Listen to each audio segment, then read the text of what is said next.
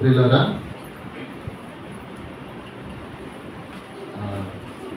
సేవకులు రావాల్సింది.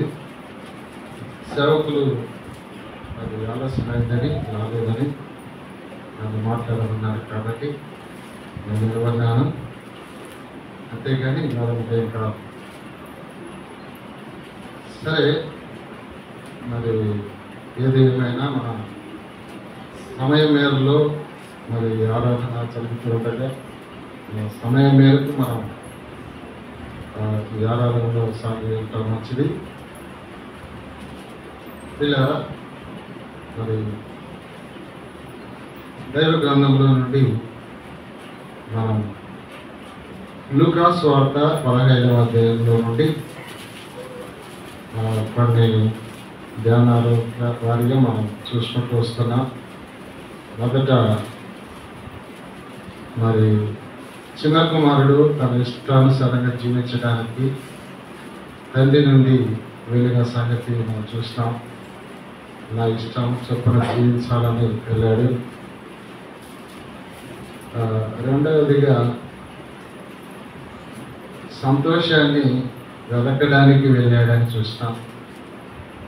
అక్కడ లేదని, ఎక్కడో ఉందని వెళ్ళాడని చూసాం. ఇక మూడవదిగా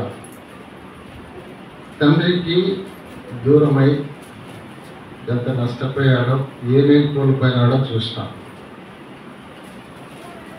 సరే, అదే వచనంలో అదే లూకా సువార్త అదే అధ్యాయంలో ఈవేళ చదువుకుందాం. లూకా సువార్త 15వ అధ్యాయంలో తిప్పండి. లూకా సువార్త 15వ అధ్యాయము 15 వచనం చదువుదాం. 15 వచనం 21 వచనం, లేదా 15వ అధ్యాయము 21వ వచనం వినండి మరొకసారి. లూకా సువార్త 15వ అధ్యాయము 21వ వచనం చదవండి. అప్పుడు ఆ కుమారుడు అతనితో, తండ్రి, నేను పరలోకమునకు విరోధముగాను ఎదుట పాపము చేసితిని. ఇక మీదట నీ కుమారుడనని అనిపించుకున్నటకు యోగ్యుడను కాను నేను. అయితే తండ్రి తన దాసులను చూసి ప్రశస్త వస్త్రము త్వరగా తెచ్చి దీనికి కట్టి దీని చేతికి ఉంగరము పెట్టి పాదములకు చెప్పులు తొలగించుడి, పోమిన దూడను తెచ్చి వధించుడి, మనము తిని సంతోషపడుదాము. ఈ నా కుమారుడు చనిపోయి మరలా బ్రతికెను, తప్పిపోయి దొరికెనని చెప్పాను. అంతటా వారు సంతోషపడసాగి. మరొక వచనం 18వ వచనం కూడా చదవండి దయచేసి. 18వ వచనం అదే లూకా సువార్త 15 వచనం 18. నేను లేచి నా తండ్రి యొద్దకు వెళ్ళి, తండ్రి, నేను పరలోకమునకు విరోధముగాను నీ ఎదుటను పాపము చేసి తిని, ఇక మీదట నీ కుమారుడని అనిపించుకొనుటకు యోగ్యుడను కాను. నన్ను నీ కూలి వారిలో ఒకటిగా పెట్టుకొనమని అతనితో చెప్పుదుననుకొని లేచి తండ్రి యొద్దకు వచ్చాను. చిన్న ప్రార్థన చేద్దాం. మహాపరిశుద్ధుడా, ఘనమైన తండ్రి, నీకు స్తోత్రం. అయినా మరి మీ మాటలు మేము చదువుకున్నాం. ఇందులో నుండి అయినా మరొక తలంపు ద్వారా మమ్మల్ని ప్రభువా ముందుకు నడిపించండి. అత్యల్పుడను అయోగ్యుడను ఎందుకు పనికిరాని వాడను దాటి వెళ్ళక మీ సహాయం అనుగ్రహించమని కృప చూపుమని నాకు మాకందరికీ మేలుకరంగా ఈ మాటలు మీ వాక్యము దయచేయని యేసు ప్రభువు శక్తిగల నామమున స్తోత్రం చెల్లించి వేడుకుంటున్నాం తండ్రి. ప్రియులారా, ఈ మనం చదువుకున్న ఈ వచనంలో 18, 21 వచనాల్లో ఒక సంగతి దాగి ఉంది. ఏమిటి ఆ సంగతి అంటే, అది వివరించితే తప్ప మనకు బయటికి రాదు. ఇక్కడ ఏం రాయబడిందంటే, చిన్న కుమారుడు బుద్ధి వచ్చినప్పుడు లేచి నా తండ్రి యొద్దకు వెళ్ళి నేను ఇలా చెప్పుదును అనుకున్నాడు. ఏమనుకున్నాడు? నా తండ్రితో నేను ఇలాగా చెప్పుదును అనుకున్నాడు. ఎలాగా? మొదట ఏమంటాడంటే నీకును దేవునికి లేదా తండ్రికి విరోధముగా అది అనుకున్నాడు. ఇంకో మాట, నేను నీ కుమారుడనని ఆయన లేచి రావడానికి ఒక ఫౌండేషన్ వేసుకుంటున్నాడు. నేను మళ్ళా పోతే ఏమని పోవాలా? నా తండ్రి కాడికి.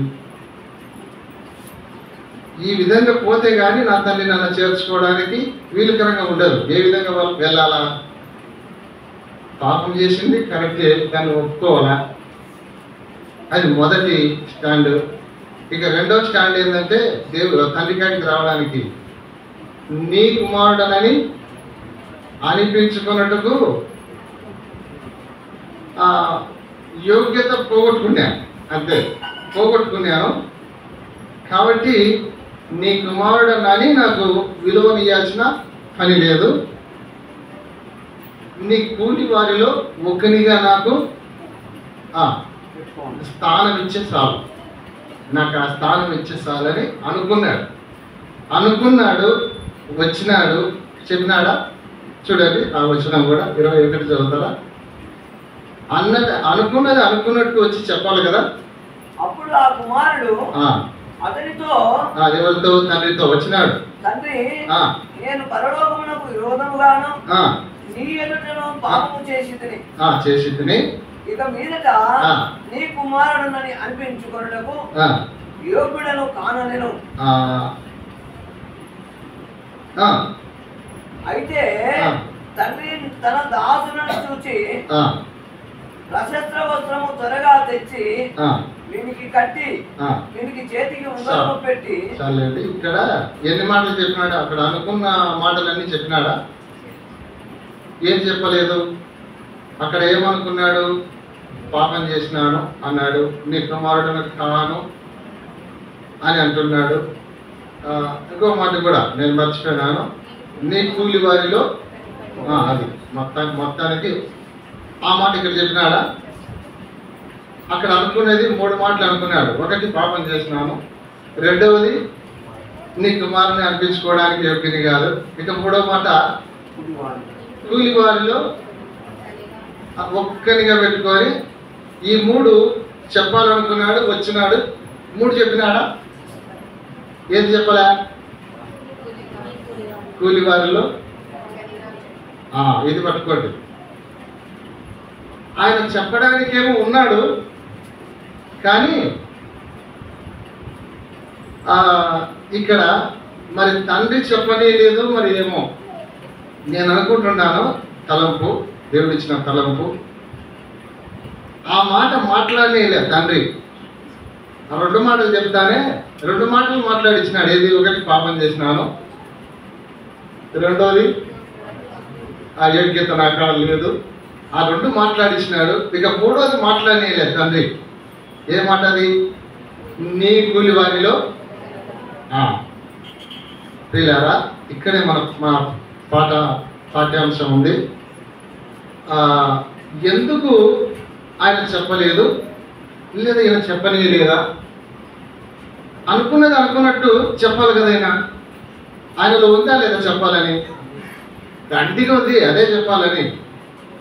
కానీ ఈయన చెప్పనేలే, క్రాక్ చేసినాడు. అంటే ఇంకా చాలు నువ్వు చెప్పే కాడికి, నువ్వు ఆ 2 చెప్పినావు బాగుంది, ఇంకా అది చెప్పాల్సిన పని లేదని వెంటనే ఈయన ఎత్తుకునే ఉన్నాడు. వీనికి ప్రశస్త అవతరం తెప్పించి ఏమన్నాడమ్మా? అక్కడ చూడన్నా, ఆ మాట చెప్తానే. ఏ మాట? నీ కుమారుడు అనిపించుకున్నట్టు కూడా కాను అంటానే ప్రభు ఎత్తుకున్నాడు. తండ్రి ఎత్తుకున్నాడు. ఏమని? అయితే అంటే ఎంబడి క్రాక్ చేసినాడు ఆ మాట. ఏ మాటను? కూలి వారిలో ఒకనిగా పెట్టుకో అని చెప్పడానికి ఆయన మనసు అయితే ఇంకా చాలా నిండి ఉంది ఆ మాట చెప్పడానికి. కానీ ఈయన మాత్రం వెంటనే దాన్ని ఏం చేస్తున్నాడు? ఇంకా చాలు నేను మాట్లాడేది ఏమని చెప్పి ఎత్తుకున్నాడు. అయితే తన దాసులతో వీరికి ప్రశస్త ఉత్తరం తెప్పించండి, ఉంగరం తెప్పించండి, చెప్పులు తెప్పించండి, దీనికి చవరం తెప్పించండి, శుభ్రంగా అయింది తయారు చేయండి అన్నాడు. ఇలారా ఆ మాట చెప్పాలని ఉన్నాడు కానీ తండ్రి క్రాస్ చేసి, అంటే తండ్రి చెప్పనివ్వలేదు. ఎందుకు చెప్పనివ్వలేదు? ఇది మనకు కావాల్సిన మాట. అది కరెక్టే కదా, ఆయన అనుకున్నది కరెక్టే, ఆయన తలంపులు ఆయన అనుకొని వచ్చి ఆయన నిర్ణయాలు కరెక్టే. 3 నిర్ణయాలు చేసుకున్నాడు, వచ్చినాడు. ఆ నిర్ణయాలు చెప్తే ఆయనకు సంతోషంగా ఆయనకి నా తండ్రి క్షమించి నన్ను చేర్చుకుంటాడని. చెప్పకపోయినా చేర్చుకున్నాడు. ఆ మాట చెప్పకపోయినా ఆ 2 చెప్పిన సార్లే నేను చేర్చుకుంటా అని చేర్చుకున్నాడు. అయితే ఎందుకు ఆ మాట చెప్పనేలేదు తండ్రి? ఎందుకు ఆడికే స్టార్ట్ చేయించి ఆడికే మాట్లాడించి స్టార్ట్ చేయించినాడు కుమారుడిని, చిన్న కుమారుని అంటే, ప్రియులారా ఈ మాటకు మనం ఒక మాట చూద్దాం. దీనికంటే ముందు సరే ఒక మాట చదవండి.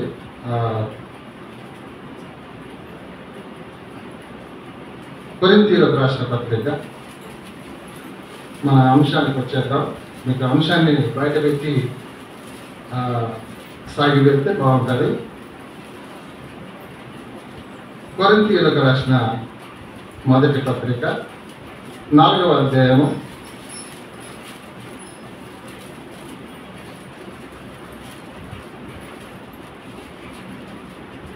19వ వచనం చదవండి. ప్రభు చిత్తమైతే త్వరలోనే మీ యొద్దకు వచ్చి ఉప్పొంగుచున్న వారి మాటలను కాదు వారి శక్తినే తెలుసుకొందును. తండ్రి ఉద్దేశం ఏంటంటే, ఇక్కడ తండ్రి ఉద్దేశం ఏంటంటే, చిన్న కుమారుడా చెప్పాలనుకునే మంచిదే, కానీ నాకు కావాల్సింది మాటలు, ఇంకేం కావాలట? క్యాచ్ చేస్తున్నారు కదా, ప్రసంగాన్ని క్యాచ్ చేయాలి ఎంబడే. నాకు కావాల్సింది నీ మాటలు కాదు. సరే ఇంతవరకు చెప్పినా బాగుంది. ఇక్కడ ఒక మాట చెప్పాలనుకుంటున్నా, ఏమనుకోవద్దు. అక్కడనే ఇప్పుడు చదివిన వచ్చిన కానీ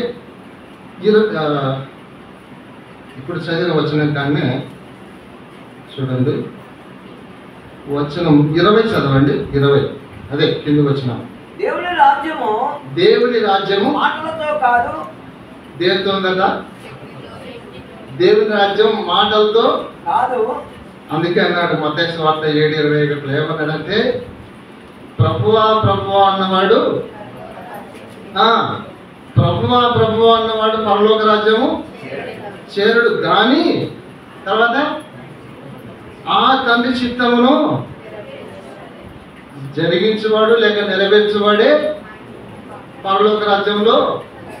ప్రియులారా, దేవుని రాజ్యంలో ప్రవేశించాలంటే కూడా ఏమంటారా? ఇక్కడున్న వాళ్ళు ఇంకా దేవుని రాజ్యంలో ప్రవేశించడానికి యోగ్యత లేని వారు అంటే చాలా మంది అనుకుంటుంటారు, మేము ఎప్పటి నుంచో క్రైస్తవులు ఉన్న పాతది ఒక బైబిల్ ఉండే మా ఇంట్లో. ఇది నిజమే, మా ఇంట్లో కూడా ఒకటి ఉండే. మా అబ్బా పేరు శిఖామణి, మా జేజీ పేరు కరుణమ్మ. పాత బైబిల్, బాగా లావు బైబిల్, ఈ బైబిల్ కాదు ఉండే, చూసినారు పిల్లప్పుడు. మేము క్రైస్తవులము, మా అబ్బగారు ప్రార్థన పోయేటోళ్ళు, మా ఇంట్లో ఇంతలా బైబిల్ ఉండే కాబట్టి మేము పరలోకం చేస్తాం. మేము ఎప్పటి నుంచో క్రైస్తవులం కాబట్టే పరలోకం పోతాం అనుకునే వారికి ఈ మాటలు చెప్తున్నాడు. దేవుని రాజ్యము మాటలతో ప్రభువా ప్రభు అన్నంత మాత్రాన వెళ్ళారా మోసపోయి అట్లా అనుకొని దేవుని రాజ్యం కోల్పోతే పరిస్థితి ఘోరం. నీ స్థితి ఘోరం. అక్కడ దేవుని రాజ్యాన్ని కనుక నువ్వు మోసపోయి నేను క్రైస్తవుడు ఎప్పటి నుంచో అనుకొని, లేక ప్రార్థనకు వస్తూ ప్రభువా ప్రభు అంటున్నాను కదా నాకు పరలోకం ఉంది అనుకొని ఉంటే కనుక మోసపోతావు. ఇప్పుడే నమ్ముకోవడం ఎంతైనా మంచిది. ఇప్పుడే మాటలతో కాదు, దేవుని రాజ్యం వీళ్ళ శక్తితో నువ్వు నడుచుకునే ప్రవర్తనతో కాబట్టి ఇప్పుడే యేసు ప్రభువును నమ్ముకొని పరలోక రాజ్యానికి వారసులు కావడం మంచిది. నమ్మిన వారి విషయంలో ఈ తండ్రి చెప్తున్నాడు ఏమని, చిన్న కుమారుడా నీ మాటలు కాదు నాయనా నాకు కావాల్సింది, ఏం కావాలా? ఒక చోట ఒక ఆయన పాపం చేసినాడట, ఒక చోట జరిగే విషయం. ఆయన్ను వాళ్ళు మౌనంగా పెట్టినారు. మౌనంగా కొంతకాలం ఉన్నాడు, ఏదో కొన్నాళ్ళు పెట్టి తీసేస్తారు అని. ఆయన పోయి నీ నాలుగు మౌనం అనే కదా నాకు ఇచ్చేది, నాకు అని అన్నాడట. అంటే వాళ్ళు పలకలే. ఇంకొక ఆయన పోయి ఎన్నాళ్ళు ఉండాలన్నా చెప్పు, ఎన్నాళ్ళు ఉండాలి చెప్పు అని అన్నాడట. అంటే మంచి లేదా సాక్ష్యం సంపాదించుకోవడానికి ఎన్నాళ్ళు పడుతుంది, ఎంత టైం పడుతుంది? ఆయన అన్నాడట, కొత్తగా నమ్ముకున్నాడు ఒక వ్యక్తి, ఆ వ్యక్తి సాక్ష్యం ఎప్పటికి సంపాదించుకుంటాడు అన్నాడట.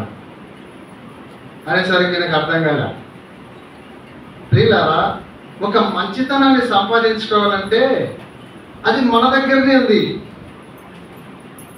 చాలా లాంగ్ టైం పట్టాలన్నా మన ప్రవర్తన ద్వారానే. తొందరగా మంచితనం సంపాదించుకోవాలన్నా మన ప్రవర్తన ద్వారానే కదా.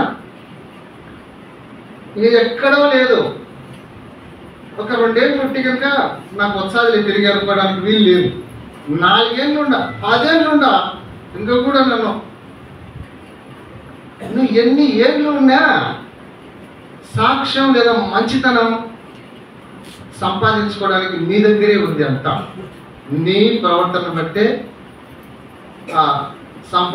తొందరగా సంపాదించుకోకుండే పరిస్థితి ఉంది. నీ ప్రవర్తన బట్టి దూరం అయ్యే. ఎందుకు చెప్తున్నా అంటే మాటలు తండ్రి అంటున్నాడు, ఏమంటున్నాడు?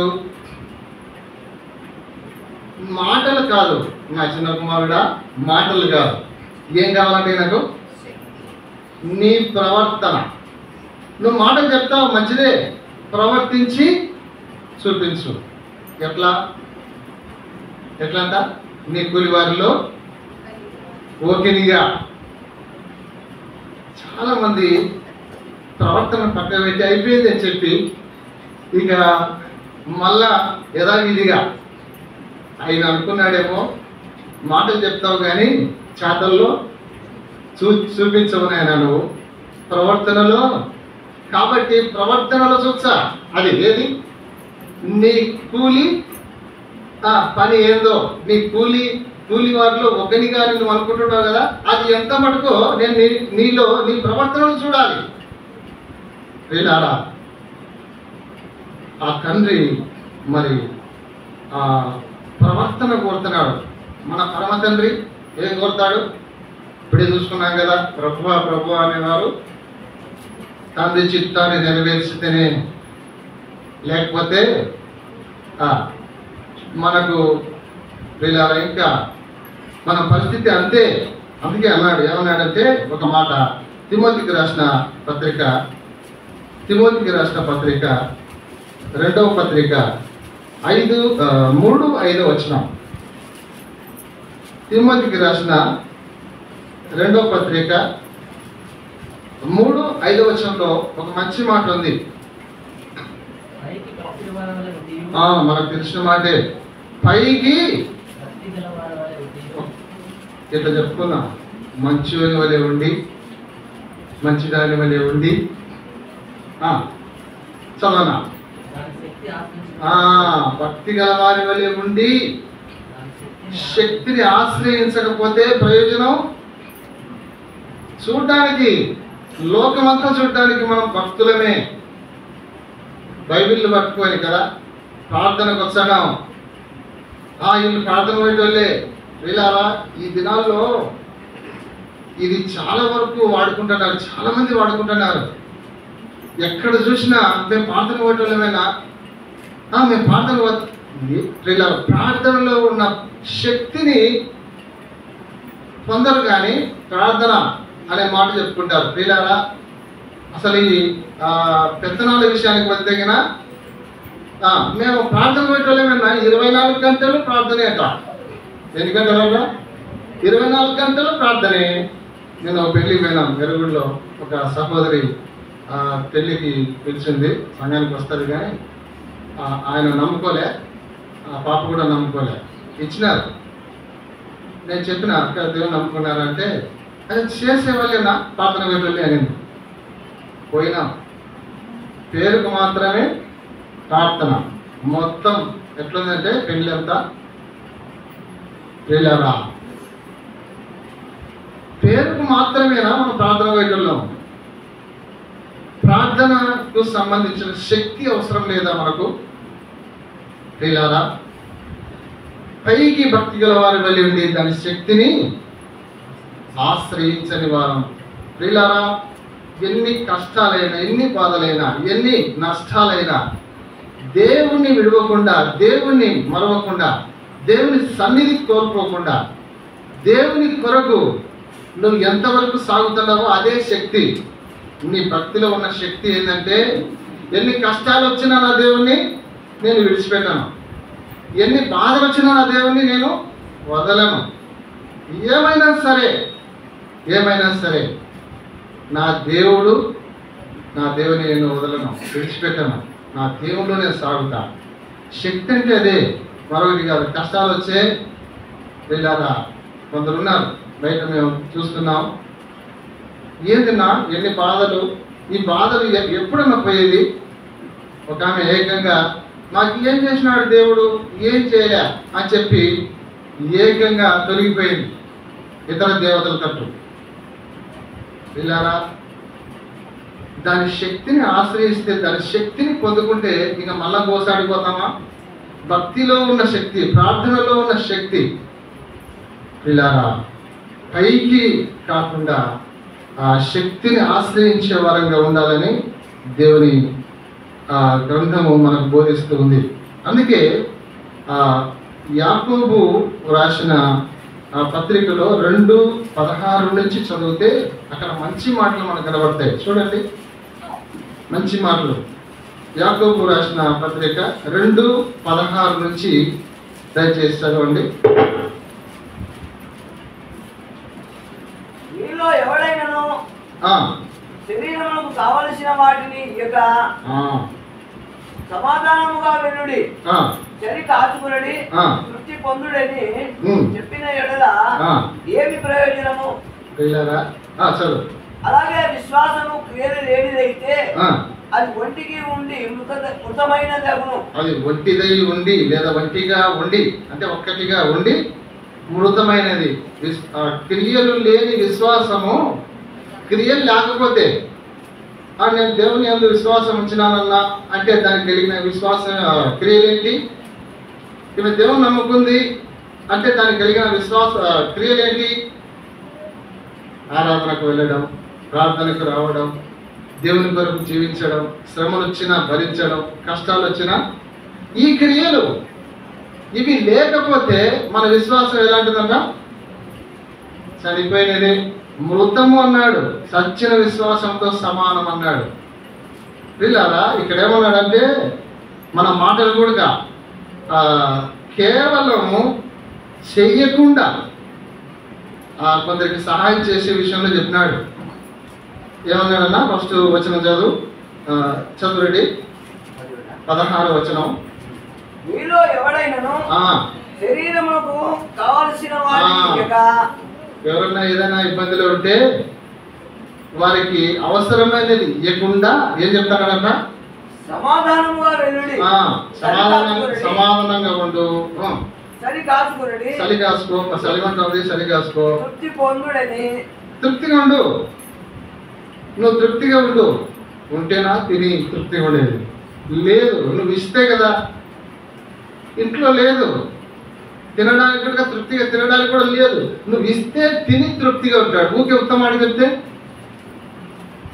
వీళ్ళారా మన అంశం ఏంటంటే మాటలు కాదు, ప్రవర్తన కావాలి. తండ్రి కోరుకున్నది ఏంటి?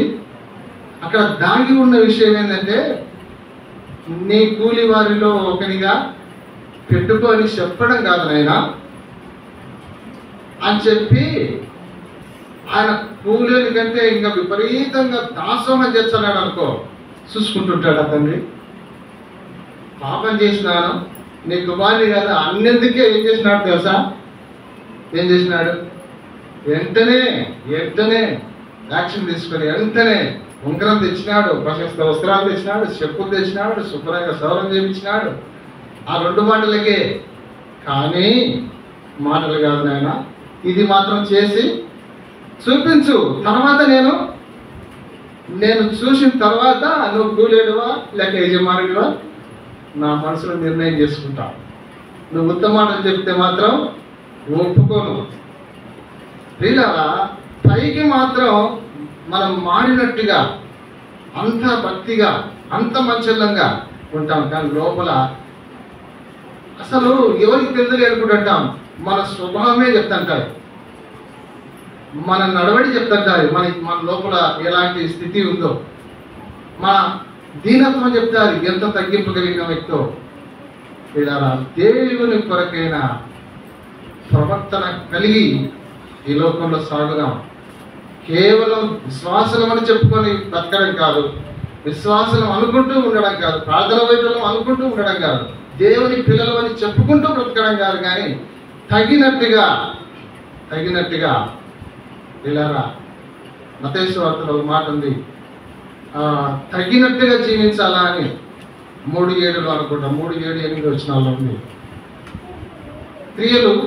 క్రియలకు తగినట్టుగా మనం జీవించాలి, లేదా మన విశ్వాసానికి దేవుని పిల్లలమని చెప్పుకున్న దానికి తగినట్టుగా, ఇంకా చాలా చోట్ల ఉన్నాయి, తగినట్టుగా జీవించాలా, ప్రవర్తించాలని.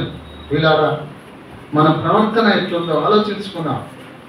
దేవుని యొక్క పిల్లలమని చెప్పుకునే మనం దేవుని పిల్లల్లాగా బతున్నామా? దేవుని విశ్వాసులలాగా, దేవుని బిడ్డల్లాగా బతు ఉన్నావా? అది మాత్రం లే. దేవుని పిల్లలమని చెప్పుకుంటూ ఉంటాం, విశ్వాసమని చెప్పుకుంటాం, అది మాత్రం చెయ్యం. పిల్లారా, అసలు వాక్యం వింటే కదా మనకు అర్థమయ్యేది ఎట్లా బతకాలని.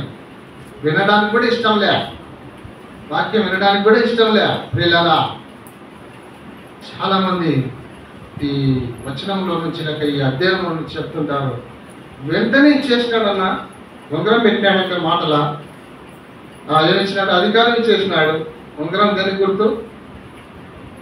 తండ్రి ఆ కుమారుడు తిరిగి వస్తానే ఉంగరం ఇచ్చినాడన్నా. ఉంగరం అధికారానికి మంచిదే, కానీ ఈ మాటను ఎందుకు ఆపేసినాడు? మాటలు కాదు నాయనా, చేతలు కావాలని, ప్రవర్తన కావాలని. ఇలా ఈ సంగతి చాలా మంది గ్రహించలేకపోతున్నా. ఇది దేవుడు కోరుకునే విషయం. ఏది? ప్రవర్తన. మన ప్రవర్తన కావాలా. ప్రవర్తన లేకుండా దేవుడికి, అందుకే నాడు ప్రభు అన్నంత మాత్రం కాదు, నా తండ్రి చిత్త ప్రకారము నెరవేర్చువారు కావాలి నాకు. కాబట్టి దేవుని పిల్లలమైన మనం పైకి భక్తి వారిలో దేవుడి దాని శక్తిని ఆశ్రయించకపోతే ప్రయోజనం లేదు. ఆడికి పోయిన తర్వాత ఒకనాడు అంటాడు, ఏమంటాడు? నువ్వు నా బిడ్డనే కానీ నా వాక్యపు శక్తి లేదు నీ కాడ, సరైన ప్రవర్తన కలిగిన జీవితం లేదు. వీళ్ళారా, ఇప్పటి నుంచైనా దేవుని కొరకు మనం మరి భక్తి కలిగి ఉన్నాం, కానీ భక్తిలో శక్తిని ఆశ్రయించి వెళ్దాం, శక్తిని ఆశ్రయిద్దాం, ఆ శక్తి కలిగి జీవిద్దాం, శక్తిని వెంబడిద్దాం, వాక్యానుసారంగా ప్రవర్తిద్దాం. దాని కొరకే ప్రభు చూస్తున్నాడు. ఎప్పుడైతే మనం వాక్యానుసారంగా బ్రతికినామో, దేవునికి ఇష్టంగా ప్రవర్తించినామో, ఆయన ఏం చేస్తాడు? మనల్ని ఎత్తుకుంటాడు, ఉన్నత శిఖరం మీద పెడతాడు, ఆయన ఆశీర్వదిస్తాడు, దీవెనలు కుమ్మరిస్తాడు. ఈనాడు దీవెనలు పొందలేకపోతున్నామంటే, ఆశీర్వాదాలు పొందలేకపోతున్నామంటే కొన్నిసార్లు అదే కారణమై ఉంటాయి. కాబట్టి ప్రియులారా, దేవుని యొక్క భక్తి కలిగి ఉన్నాం, కానీ భక్తిలో శక్తిని ఆశ్రయించి ఈ లోకంలో దేవుని కొరకు జీవిద్దాం. దేవుడు తన మాటలు తెలిసిన కనుక ప్రార్థన చేస్తాం. స్పందన, కిషోర్ బిడ్డ పేరు స్పందన. మరి ఆ కుటుంబం కోసం మనం ప్రార్థన చేద్దాం. తీసుకోరా, మా అన్నకుండా తీసుకోండి.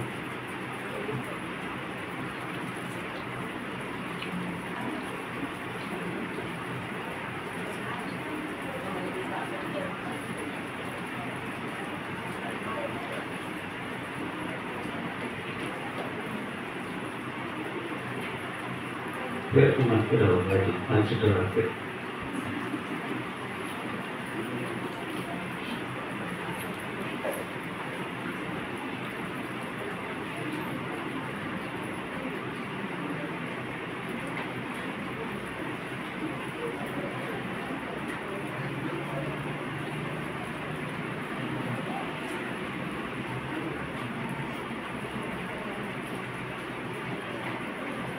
బయట నాకు నీకు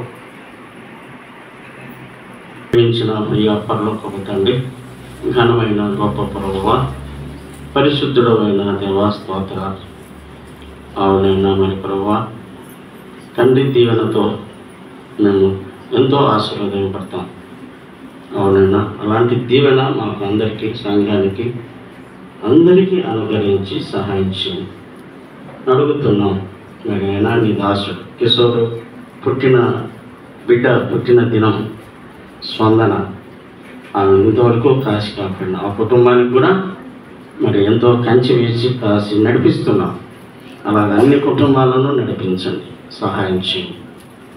అయినా అవును ప్రభువా, మరి గర్భఫలాలు లేని వారు ఉన్నారు, వారికి గర్భఫలాలు తెచ్చింది. నేను ఇప్పుడే ఆవు విన్నాము తండ్రి, 20 మంది బిడ్డ మరి నేను ఆపరేషన్తో డాక్టర్లు బయలుపరిచారు. దేవుడే మీరు ఉండి బయలుపరిచారు. అలాగనే భారతి కూడా అయ్యా మరి ఆ బిడ్డకు భారతికి ఆరోగ్యం దయచేయండి. మరి సుభాషిని ఆ బిడ్డకు ఆరోగ్యం దయచేయండి. గర్భఫలాలు లేని వారికి గర్భఫలాలు ఇవ్వండి. ఆర్థిక ఇబ్బందులు ఉన్న వారికి సహాయం చేయండి. యవనస్తులు పెద్దలు మరి నేను మేమందరము నీతో కలిసి ఆత్మీయత ఉద్యమం పొందినట్లుగా సహాయం చేయండి. వినిన సత్యాన్ని హృదయంలో భద్రపరుచుకునే జ్ఞానం ఆలోచన మాకందరికి అనుకరించి సహాయం చేయమని యేసు ప్రభువు ఘనమైన నామమున స్తోత్రం చెల్లించి వేడుకొనుచున్నాము తండ్రి. ఆమేన్.